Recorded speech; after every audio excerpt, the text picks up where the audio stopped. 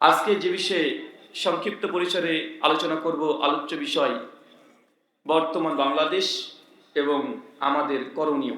বর্তমান বা সমকালীন যে চলন্ত যে স্রোত চলছে এই মুহূর্ত অবস্থাতে, বাংলাদেশে যে জোয়ার চলছে, এই জোয়ারে অনেক কিছুই ভেসে গেছে। আবার এই জোয়ারকে ঠিকভাবে মোকাবেলা করতে না পারলে অনেক কিছুই ভেসে যেতে পারে। তাই কোরআন হাদিসের কথা একাধিকবার শুনেছেন। এমন কিছু বিষয়বস্তু নেই যে আলোচনার সভা থেকে সেই বিষয়গুলো সম্পর্কে আপনারা অবগত নন, এমন কোনো বিষয় ইসলামের গোপন বা লুকায়িত নেই। মোটামুটি সবকিছু আপনারা জানেন। আজকে যে বিষয়ে গুরুত্বপূর্ণ আলোচনা হবে সমকালীন বাংলাদেশ এবং বাংলাদেশী হিসাবে আপনাদের করণীয়। যদিও আমি বাংলাদেশী না, আর এই আলোচনা আপনাদের যতটা সহজ, কিন্তু যিনি বলবেন এই কথাগুলো তার জন্য অনেক বেশি কঠিন। কেন? এটা বলার প্রয়োজন নেই। প্রয়োজন আছে নাকি? আমি কি আপনার দেশের না? তাই আপনার কাছে কথাগুলো সহজ মনে হলেও প্রত্যেকটা কথার উপরে অনেক কিছু নির্ভর করছে। যদি আপনার পক্ষে যাই, আরেকজনের বিপক্ষে যেতে পারে কি পারে না? পারে। কিন্তু আমরা যে আসনে বসেছি, ওয়াজ মাহফিল, খুতবা, আদেশ, উপদেশ, নির্দেশ, সমকালীন বিষয়গুলো আমাদেরকে বলাটা অলঙ্ঘনীয় দায়িত্ব।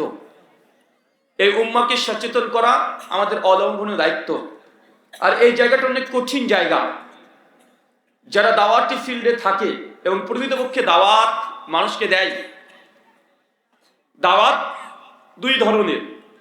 একটা সরাসরি দাওয়াত, যে ইসলামের দাওয়াত অমুসলিমদের কাছে, হিন্দু, খ্রিস্টান, বৌদ্ধ, অ্যাথিস্ট মানে নাস্তিক, তাদের সঙ্গে। যারা ইসলাম সম্পর্কে জানে না, ইসলাম সম্পর্কে ভুল ধারণা আছে, তাদেরকে ইসলাম জানানো, এটা হচ্ছে মূল দাওয়াত। আর মুসলিম সমাজে আমরা যেগুলো করি বা এখন আমরা করছি, এটা হচ্ছে ইসলাম। কি করছি বলেন তো? ইসলাম করছি। আপনি জানেন না এমনটা নয়, কিন্তু আপনি আমল করছেন না। এই জন্য আপনাকে আমল করানোর জন্য উদ্বুদ্ধ করা। কিন্তু দাওয়াতি ময়দান আর ইসলাহের ময়দান অনেক পার্থক্য আছে। দাওয়াতি ময়দান মানে কঠিন পরিস্থিতি হতে পারে আপনার। যুগে যুগে যেসব নবী রাসূল এসেছেন এবং ইসলাম পেশ করেছেন কাফেরদের সামনে, ইসলামের সৌন্দর্য তুলে ধরার চেষ্টা করেছেন, এমন কোন নবী অথবা রাসূল অথবা সালফে সালিহ নেই যাদেরকে কঠিন পরিস্থিতির সম্মুখীন হতে হয়নি। চিন্তা করে দেখেন, যতগুলো নবী যখন দাওয়াত দিতে গিয়েছে, সেই সময়তে বিরোধী পক্ষ থাকে কি থাকে না? থাকে। নবী ইব্রাহিমের দাওয়াতের ফলে তাকে আগুনে দাউ দাউ করে জ্বালানো হয়েছিল। আল্লাহর পক্ষ থেকে আগুনকে ঠান্ডা করা হয়েছে। এই দাওয়াত এমন একটা কঠিন জায়গা, এই জায়গাতে একটা কঠিন। আপনি সত্য বলেন যদি, গোটা বিশ্ব আপনার বিরুদ্ধে চলে যাবে। আর যদি সত্য জানার পরে গোপন রেখে দেন, পরকালে আপনার মা থাকে, আল্লাহ সুবহানাহু ওয়া তাআলা ফেরেশতার মাধ্যমে চৌচির করে চূর্ণ বিচূর্ণ করে দিবে। এমন কোন নবী রাসূল নাই যে দাওয়াত দিতে গিয়ে তারা এই মানুষের কাছ থেকে কটাক্ষ এবং বিভিন্ন রকমের সমালোচনার পাত্র হয়নি, এমন খুব কমই আছে। নবী ইউনূস আলাইহিস সালাম 3 দিন মাছের মধ্যে আল্লাহ সুবহানাহু ওয়া তাআলার পক্ষ থেকে পরীক্ষা দিতে হয়েছে। নবী ঈসা আলাইহিস সালামকে এই দাওয়াতের কারণে তথাকথিত সেই সময়কার মানুষ, ইহুদিরা তাকে শুলে চড়ার জন্য পরিকল্পনা করেছে। আমাদের নবী তার মাতৃভূমি মক্কা থেকে মদিনাতে ত্যাগ করেছে, মক্কা ত্যাগ করে মদিনায় গিয়েছে, তায়েফের ময়দানে মার খেয়েছে, নির্যাতন হয়েছে। এই যে দাওয়াত খুব কঠিন জিনিস। তাই প্রকৃতপক্ষে যখন দাওয়াত দেবেন, অনেক কিছুর বিরুদ্ধে চলে যেতে পারে।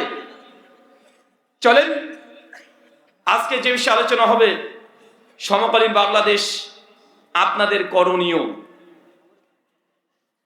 আজ থেকে যদি 70 বছর পেছনে চলে যান, চাচা বলেন তো কত বছর?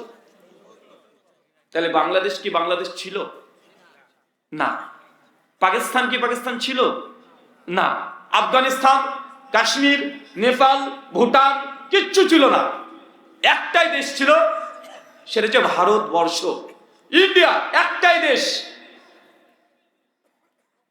70 বছর আগেও এই বাংলাদেশের অস্তিত্ব ছিল না। আমরা সবাই তখন একটাই দেশে বসবাস করতাম, ভারতবর্ষ। আর ভারতবর্ষে এখন মানুষের সংখ্যা প্রায় 140 কোটি। কত কোটি? 140 কোটি। আপনার বাংলাদেশে আছেন প্রায় 18 থেকে 19 কোটি, পাকিস্তান প্রায় 20 থেকে 21 কোটি। কিন্তু 70 বছর আগে গোটা ভারতবর্ষে আমরা মুসলমানরা প্রায় 800 বছর ক্ষমতায় ছিলাম। কত বছর? একটা দুটা বছর নয়, এর চিন্তা করে দেখেন। 800 বছর আমরা রাজত্ব করেছি, আমরাই ক্ষমতায় ছিলাম, আমরাই পাওয়ারে ছিলাম। আমাদের বাপ দাদা 14 পুরুষ তারাই ভারতবর্ষের রাজা ছিল, বাদশাহ ছিল, তারাই নেতা ছিল, তারাই মন্ত্রী ছিল। কিন্তু এই মাত্র কয়েকশো বছরের মধ্যে কি এমন ঘটে গেল যে আজকে এই গোটা ভারতবর্ষ নয়, আমাদের দেশগুলো মানে খণ্ড বিখণ্ড হয়ে আজকে সব দেশ আমরা দুর্বলতার মধ্যে পড়ে গেছি। পড়েছি না ভাইজান? অনেক মানুষ বলে যে আহলে হাদিস এরা শুধু নামবে, বুকের উপরে হাত বাঁধবে না নাভি নিচে হাত বাঁধবে, জোরে আমিন বলবে না আস্তে আমিন বলবে, তারা 8 টাকা না 20 টাকা এইসব নিয়ে কথা বলে। তারা কখনো ইসলাম যে রাষ্ট্রে যা এটা চায় না, এরা কখনো দিন কায়েমের কথা বলে না। আহলে হাদিসদের উপরে অভিযোগ আছে না নাই? কথা বলেন। আছে। আমি তো ইন্ডিয়ান, জন্মসূত্রে ভারতীয়, তো এই জন্য আমি বেশ কাছে থেকে দেখেছি, আর আপনাদেরকে খুব কাছে থেকে দেখেছি।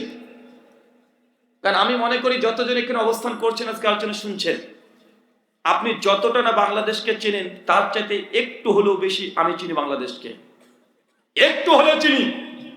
বাংলাদেশের প্রায় 64টা জেলা, 524টা থানা।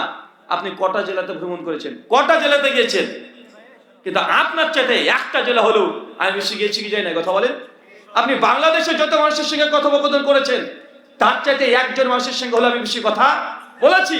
তাই আমি আপনাদেরকে চিনি না তা নয়, আমি যখন ইন্ডিয়াকে চিনি, বাংলাদেশকে সেম একইভাবে দুই চোখ দিয়ে দুটো দেশকে আমি দেখতে পাই, বুঝতে পারি মানুষের মাইন্ডসেট কি। তাই আমি উল্টো করে বুঝি। যেসব মুসলিমরা বলে যে দিন কায়েম করা উচিত, আমার তাদের কাছে প্রশ্ন, ভাই বলেন তো 800 বছর ভারতবর্ষে ইসলাম তো প্রতিষ্ঠিত ছিল, রাষ্ট্রের ইসলাম ছিল, মুসলমানের রাজত্ব করেছে, তারাই রাজা ছিল, তারাই বাদশা ছিল। তো 800 বছর মুসলমান একদম থাকার পরেও এই গোটা ভারতবর্ষ সেই সময়কার মুসলমানদের জন্য আমাদের পূর্বপুরুষরা কি করে গেছে? কি করেছে বলেন? কি করেছে? মাত্র 100 বছর হলো ক্ষমতা আমাদের হাতে নেই। ব্রিটিশদের হাতে ছিল 190 বছর, আর প্রায় 70 বছর ধরে আছে আপনার মুশরিকদের হাতে। তার আগে 800 বছর মুসলমানের ক্ষমতা ছিল। কি করেছে আমাদের পূর্বপুরুষরা? আপনাকে জানতে হবে যে আমাদের অর্জিত ক্ষমতা আজ কাফের মুশরিকদের হাতে কেন গিয়েছে।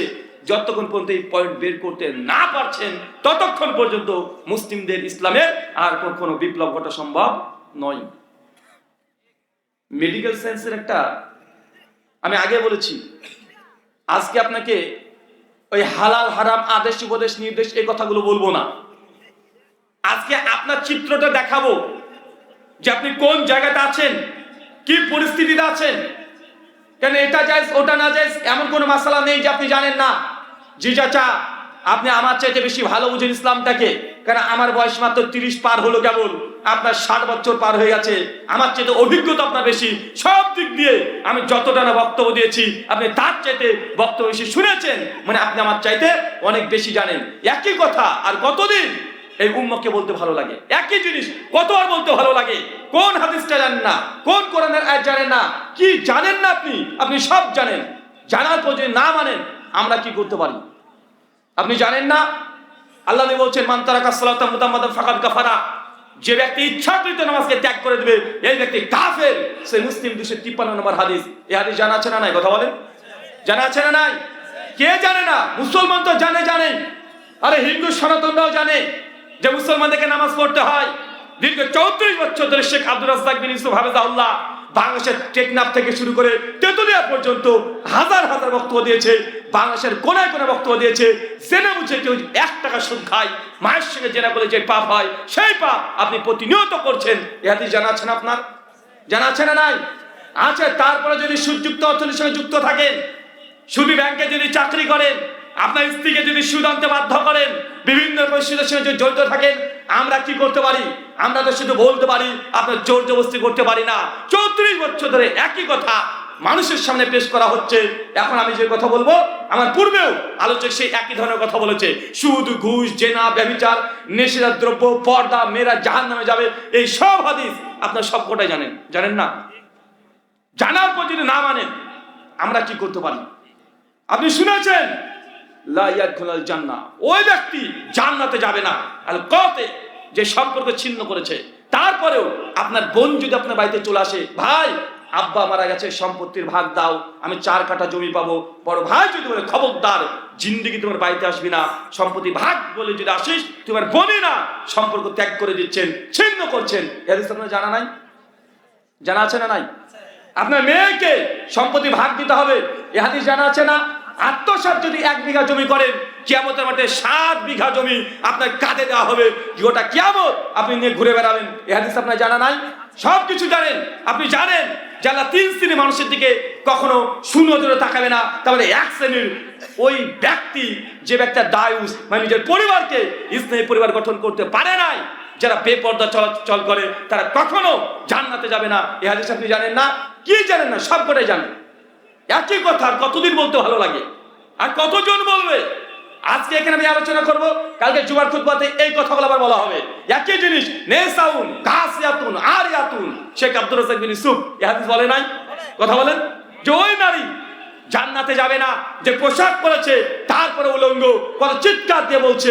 তারপর যদি আপনারা না মানেন, আমাদের কি করার আছে? আমরা আপনাকে জোর করতে পারি না। আল্লাহ আমাদেরকে সে দায়িত্ব দেয় নাই। সূরা গাশিয়া সূরা নম্বর 88 আয়াত নম্বর 20 এবং 21, ফাযাক্কির ইন্নামা আনতা মুযাক্কির লাস্তা আলাইহিম বিমুসাইতির। হে নবী, আপনার তো কাজ মানুষকে সত্যগুলো পৌঁছে দেওয়া, জবরদস্তি করার জন্য আপনাকে প্রেরণ করি নাই। আপনি জানেন না কে বললো? মানবেন না, বুঝে নিবেন। মানবেন না, আল্লাহর সঙ্গে বোঝাপড়া করে নিবেন। আপনাদেরকে সাবধান সতর্ক করার জন্য বক্তারা কত চেষ্টা করছে, কত রকম ভাবে বোঝানোর চেষ্টা করছে যে ভাই হাদিস কোনগুলো মানেন। অনেক মানুষ কাটা কাটা কণ্ঠে বক্তব্য শুনতে চায় না। হুজুর আসে সুর দিয়ে, মন মাতানো সুর দিয়ে আলোচনা করে বোঝানোর চেষ্টা করছে, তাতে আপনাদের হচ্ছে না। গান গজল করে আপনাকে বোঝানোর চেষ্টা করা হচ্ছে, তারপরে হচ্ছে না। আপনাকে হাদিস নাম্বার, পৃষ্ঠা নাম্বার, লাইন নাম্বার আমরা বলে দিয়ে আলোচনা করছি, তারপরে যদি আপনারা না মানেন, আমরা কি করতে পারি? আর কিভাবে আপনাকে বলবে? লাইন নাম্বার মধ্যে বলে দেওয়া হচ্ছে, বলা হচ্ছে না অমুক পৃষ্ঠা, অনেক হাদিসের গ্রন্থের অমুক নম্বর পৃষ্ঠায় অমুক নম্বর লাইনে আছে, অমুক আয়াতে আছে, মানে আপনাকে বিশ্বাস করানোর জন্য এইভাবে এই পরিশ্রম করে যাওয়া হচ্ছে। তারপর যদি না মানেন, আমাদের কিছু করার নেই, ওটা আল্লাহর সঙ্গে বোঝাপড়া করে নেবেন। এই জন্য বর্তমান বিশ্বে মুসলিম জাতির কি অবস্থা, আমরা কোন দিকে যাচ্ছি, এটা আপনার জানা দরকার আছে। তার জন্য আলোচ্য বিষয় আজকে এটা রেখেছি। জি, ভারতবর্ষে 800 বছর ক্ষমতায় ছিলাম। আর একটা দেশ আছে স্পেন, নাম শুনেছেন? স্পেনে মুসলিমরা কত বছর ক্ষমতায় রাজত্ব করেছে? প্রায় 700 থেকে 800 বছর স্পেনে। আজকে বাংলাদেশের যদি স্পেনে ভিসা চাইতে যাই, যদি নামের আগে এমডি মানে মোহাম্মদ দেখে, আর যদি দেখে যে মুখে দাঁড়িয়ে আছে, আপনি লাথি মেরে এমবিসি থেকে বের করে দেবে। অথচ ওই দেশটা আমরা মুসলমানরা 800 বছর ক্ষমতায় ছিলাম কি ছিলাম না? কথা বলে। গোটা বিশ্ব জগতে কি ঘটে গেল? মাত্র কয়েকশো বছর আগে দেখা যায় গোটা বিশ্ব জগতে মুসলিমরা রাজত্ব করেছে। মাত্র কয়েকশো বছরের মধ্যেই আজ গোটা বিশ্বে মুসলিম জাতি নির্যাতিত, নিষ্পেষিত, লাঞ্ছিত, বঞ্চিত, পদদলিত গোটা বিশ্ব জগতে। চলছে কি চলছে না? আজকে আপনারা বাংলাদেশের এখানে কত সুন্দরভাবে আলোচনা শুনছেন, কোনো ভয় নেই, কোনো টেনশন নেই, কোনো চিন্তা নেই। কিন্তু আজকের দিনে এখনো ফিলিস্তিনে মুসলিমদের উপরে নির্যাতন চলছে দীর্ঘ 1 মাস, 1 বছর 3 মাস ধরে। এখন নিজের সন্তানকে, রক্তমাখা সন্তানকে ছুটে বেড়াচ্ছে, খাবারের জন্য ছুটে বেড়াচ্ছে, ইলেকট্রিক নাই, পানি নেই, হসপিটাল বন্ধ, সবকিছু। গত 4 দিন আগে 500 খানা নতুন করে আবার রকেট বোম মেরেছে। চিন্তা করতে পারছেন? ওটা তো আমাদের মুসলিম ভাই না? আরে মুসলিম কারা? যদি ফিলিস্তিনে একজন মুসলিম যদি আঘাতপ্রাপ্ত হয়, আপনি খবর শুনলে আপনিও ব্যথা পাবেন। এরাই তো মুসলমান, এরাই তো মুসলমান। কিন্তু আমাদের সেদিকে কোনো দৃষ্টি নেই। যে সময় বাংলাদেশকে গঠন করা পরিস্থিতি চলছে, সেই সময়তে আজকে চলছে চিল্লার হিল্লা নিয়ে বাংলাদেশ চলছে না? চিল্লা হিল্লা বুঝলেন না? গত কালকে মুসলমানকে মেরে রক্তাক্ত করে দিয়েছে। প্রায় 150 জন আহত হয়ে গেছে। 150 জনকে একদম ধুমধাম পিটিয়েছে। কে পিটাতে এসছে? ভারত থেকে এসেছে, আমেরিকা থেকে এসেছে, পাকিস্তান থেকে এসেছে, কে এসেছে? আরে মুসলমান দুই ভাই 4-5 জনকে হত্যা করে দিয়েছে। যে সময় বাংলাদেশকে নতুন করে তৈরি করার পরিস্থিতি, মানুষ স্বপ্ন দেখছে কিভাবে এই ঘরটাকে সাজাবো, সেই সময় নিজেদের মধ্যে এত কুন্দল, এত মারামারি, নোংরামি, বদমাইশি সবগুলো চলছে। এই জন্য লজ্জা লাগা উচিত আপনার। ফিলিস্তিনের বাইতুল মুকাদ্দাস মসজিদ ইহুদিদের দখলে। কাদের দখলে? ইহুদিরা কব্জা করে রেখে দিয়েছে। ভারতের বাবরি মসজিদ হিন্দুদের, মুশরিকদের হাতে দখল করে ফেলেছে তারা। জ্ঞানবাপী মসজিদ 1 সপ্তাহ আগে ওটা ভেঙে দিয়েছে। 100 মসজিদকে তারা চিহ্নিতকরণ করেছে যে এগুলো সবগুলোকে আগে মন্দির ছিল দাবি করে সেগুলো ভাঙার পরিকল্পনা চলছে। অথচ এই ভারত উপমহাদেশটাকে আজ থেকে 100 বছর পূর্বেও মুসলমানরাই রাজত্ব করেছে। গোটা বিশ্ব জগতে যারা ধর্মের জন্য মার খায়, কখনো ইহুদিদেরকে দেখবেন না যে ধর্মের কারণে মার খেয়েছে, পরে খ্রিস্টানকে দেখবেন না ধর্মের কারণে মার খায়। কিন্তু একটা জাতি আছে যা ধর্মের কারণে মার খায়, নির্যাতিত, তাদের নাম কি? কথা বলেন। মুসলমান। অবাক লাগে, আরে মুসলমানরা, কাফেররা মুসলমানদের যত না রক্ত নিয়ে খেলা করেছে, তার চেয়ে মুসলমানরা মুসলমানদের রক্ত নিয়ে দ্বিগুণ খেলা করেছে। কাফেররা না যতক্ষণ মুসলিমদেরকে যতটা না নির্যাতন করেছে, মুসলমানকে তার চাইতে বেশি নির্যাতন করেছে। সব জায়গাতে রাখেন, আছে না নাই? কথা বলেন। আছে। চলেন, বেশি কারণ বলবো না, একটা কারণ বলবো। এই কারণটা যদি মাথাতে রাখতে পারেন, ইনশাল্লাহ আবার ইসলামিক বিপ্লব ঘটানো সম্ভব। আর এই কারণটা আমার বানানো কারণ নয়, ডিরেক্ট আল্লাহ কোরআনুল কারিমে মুসলিম জাতি যে নির্যাতিত, নিষ্পেষিত, আল্লাহ ডাইরেক্ট একটা কারণ বলেছে। সূরা নূর সূরা নম্বর 24 আয়াত নম্বর 63 শেষ অংশ আল্লাহ কোরআনে বলছেন, আল্লাযীনা ইউখালিফুনা আন আমরিহি আন তুসিবাহুম ফিতনা আন ইউসিবাহুম আযাবুন আলীম। বাংলা ভাবার্থ, আল্লাহ বলছে, হে নবী, যারা পৃথিবীতে আপনার বিরুদ্ধে আচরণ করবে, আপনার আদর্শকে বাদ দিয়ে অন্য মানুষের আদর্শকে গ্রহণ করবে, আমি আল্লাহ আন তুসিবাহুম ফিতনা, আমি সেই জাতিকে ফিতনা দিয়ে জর্জরিত করে দেব। কারণটা কি বুঝতে পারছেন আপনি? না, আপনার এই হৃদয় লাগেনি, এই হৃদয় আপনার লাগেনি, এখনো বুঝতে পারছেন না। গোটা বিশ্ব জগতে মুসলিম জাতি, যে জাতিকে আল্লাহ বলছে কুনতুম খায়রা উম্মাহ, যে জাতি হচ্ছে সর্বশ্রেষ্ঠ জাতি, যাদের আদর্শ দেখে অন্য বেজাতিরা নকল করতে বাধ্য হয়েছিল আজ থেকে 200-300 বছর আগেও। একসাথে ভারতবর্ষের মতো এই জগতে, এই বিশ্বে মানুষ তার স্ত্রী যদি জীবিত থাকতো, স্বামী যদি আগে মারা যেত, সেই সময়তে তারা বিশ্বাস করত যে ওই স্ত্রী মহিলাটাকে যদি স্বামীর চিতায় দাও করে আগুন জ্বালিয়ে দেওয়া হয়, তাহলে সেই নারী নাকি তার স্বামীর সঙ্গে স্বর্গে এখন দোল খেলবে। মুসলমানদের আদর্শকে দেখে বুঝতে পারছে যে না, এটা একটা কুসংস্কার। মুসলমানকে দেখে তারা বর্জন করে দিয়েছে। যারা বিধবা বিবাহকে হারাম মনে করত, মুসলমানদেরকে দেখে তারা বিধবা বিবাহ আইন তারা নতুন করে চালু করেছে। যারা মুসলমানকে দেখে হাজার হাজার জিনিসকে শিক্ষা নিয়েছে, এরা সে জাতি, আল্লাহ মনে বলছে মুসলিম জাতি, তারা আল্লাহ নবীর আদর্শকে বাদ দিয়ে অন্য কারো যদি আদর্শ গ্রহণ করে, আল্লাহ বলছেন তুসিবাহুম ফিতনা, আমি তোমাদের জাতিকে ফিতনা দিয়ে জর্জরিত করে দেব। মুসলিমরা আজকে আদর্শকে গ্রহণ করেছে না? করেছে কি করে নাই? আপনার ছেলে চুল কাটাটা দেখেন, আপনি দেখেন, পাশে দেখেন, আপনার ছেলে কিভাবে চুল কেটেছে দেখেন। হ্যাঁ, দাড়িটাকে কিভাবে কাটে দেখেন। আপনি আপনার মেয়েটাকে এবারই গত বছর যে কুরবানি ঈদ গেল সেই সময়তে কেমন পোশাক কিনে দিয়েছেন দেখেন। হ্যাঁ, ওই চুলের দেখেন, আপনার মেয়ে প্রতিদিন সকালবেলাতে একদম এমন কিছু জিনিস দিয়ে সাজসজ্জা করছে, একদম উঁচু করে খোপা চুল বেঁধে চলে যাচ্ছে, পর চুলা লাগাচ্ছে। আল্লাহ নবী বলেছেন এই মহিলা জাহান্নামে যাবে। দেখেন আপনার ছেলে ট্যাটু করেছে এখানে, আপনার মেয়ে এখানে একটা ট্যাটু করেছে, পিঠে পেটে সব জায়গায় ট্যাটু করে ঘুরে বেড়াচ্ছে।